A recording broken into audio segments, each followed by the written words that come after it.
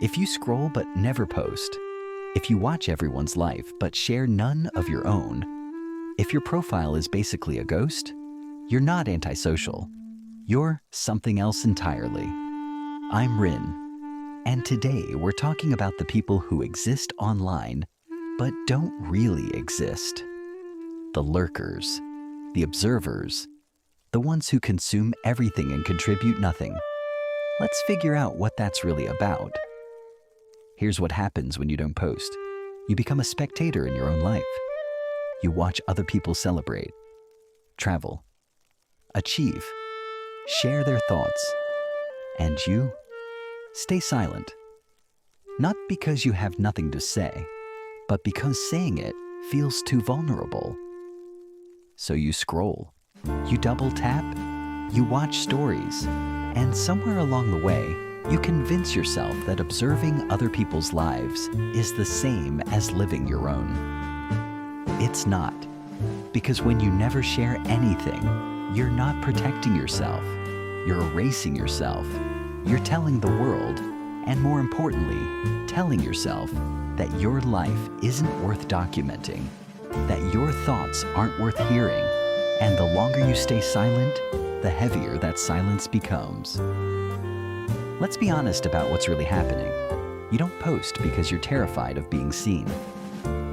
Not just looked at, seen, judged, misunderstood, criticized, ignored. Every post feels like a test. And if no one likes it, if no one comments, that feels like proof that you were right to stay hidden. But here's the hidden variable. The fear isn't about social media at all. It's about whether you're enough, whether your life is interesting enough, your thoughts smart enough, your photos aesthetic enough. And social media has this cruel way of making you believe that if you're not getting validation, you're not valuable. So you opt out. You watch from the sidelines. You tell yourself you're above it, but really, you're just scared. Here's what no one talks about. When you don't post, you're not avoiding judgment. You're avoiding reality. Because as long as you don't share anything, you can stay perfect in your own mind. You can be the person who would have posted something brilliant if you wanted to, the one who could get 10,000 likes if you tried. But the moment you actually post, that illusion shatters. You're suddenly real, imperfect, subject to the algorithm and other people's opinions. And that's terrifying. So you stay silent. You protect the fantasy version of yourself, the one who's too cool, too deep, too above it all to participate. But here's the thing. That version of you doesn't exist. It's a ghost, a placeholder for the real person you're too afraid to let anyone see. Let me say something that might sting. There's a difference between being private and being invisible. Private means you're selective. You share with the people who matter. You have boundaries. Invisible means you've convinced yourself that not being seen is the same as being safe. And maybe it is safer. Maybe you avoid criticism. Maybe you avoid the awkwardness of posting something that flops. But you also avoid connection. Because when you never share anything, people stop reaching out. They assume you don't want to be bothered. They move on.